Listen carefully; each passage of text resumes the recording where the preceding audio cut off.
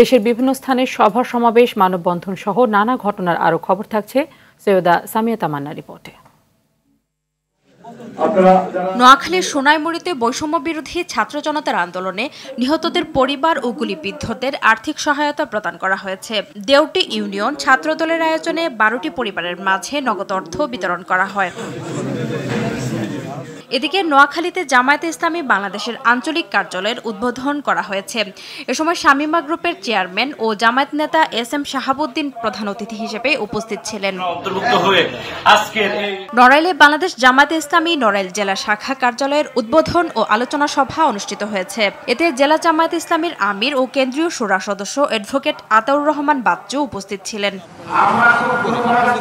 বান্দরবানের সাধারণ জনগণের জীবনমান উন্নয়নে প্রায় 350 কোটি টাকা ব্যয়ে সুপেয় পানি ও সমন্বিত বর্জ্য ব্যবস্থাপনা কার্যক্রম নিয়ে অবহিতকরণ সভা অনুষ্ঠিত হয়েছে। সভায় প্রধান অতিথি হিসেবে উপস্থিত ছিলেন বান্দরবান পার্বত্য জেলা পরিষদের চেয়ারম্যান অধ্যাপক থানজামা লুসাই। বাগেরহাটে নিউ বসুন্ধরা রিয়েল এস্টেটে জমাকৃত টাকা ফেরতের দাবিতে মানববন্ধন হয়েছে। মানববন্ধনে খুলনা, বাগেরহাট ও পিরোজপুরের কয়েক হাজার গ্রাহক ও মাঠকর্মীরা অংশ নেন। বরিশাল সিটি কর্পোরেশন কর্তৃক প্ল্যান অনুমোদনে জটিলতা ও হয়রানি বন্ধের দাবিতে মানববন্ধন করেছে ভুক্তভোগীরা। এসব সমস্যা সমাধানে কর্তৃপক্ষের যথাযথ হস্তক্ষেপ কামনা করেন তারা।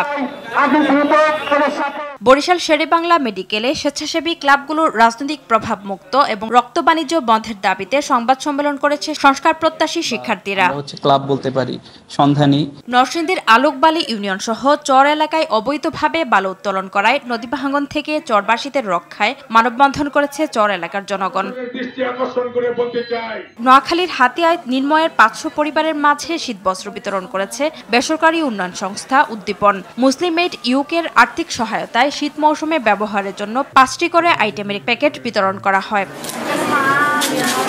পাবনার ঈশ্বরদীতে উপজেলা প্রশাসনের পক্ষ থেকে অসহায় ছিন্নমূল সুবিধা বঞ্চিতদের কম্বল বিতরণ করা হয়েছে। পাবনায় আহেদ আলী বিশ্বাস মানব কল্যাণ ট্রাস্টের উদ্যোগে দিনব্যাপী ফ্রি মেডিকেল ক্যাম্প অনুষ্ঠিত হয়েছে। কুয়েত সোসাইটি ফর রিলিফের আর্থিক সহযোগিতায় এই ক্যাম্প অনুষ্ঠিত হয়। ঠাকুরগাঁওয়ের পীরগঞ্জে এক কৃষকের ধানের স্তূপে লাগা আগুনে প্রায় 14 বিঘা জমির ধান পুড়ে ছাই হয়ে গেছে। কুষ্টিয়া ইসলামী বিশ্ববিদ্যালয়ের সকল ফি কমানো, নিজস্ব পদ্ধতিতে ভর্তি পরীক্ষা গ্রহণ সহ 10 দফা দাবিতে ইসলামী বিশ্ববিদ্যালয়ের উপাচার্য অধ্যাপক ডক্টর নকিব নসরুল্লাহকে স্মারকলিপি দিয়েছে শাখা ছাত্রদলের নেতাকর্মীরা।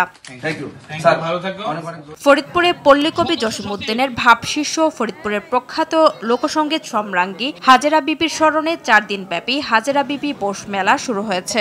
আমাদের পরিচালনা করবে সৈয়দা সামিয়া তামান্না, RTV।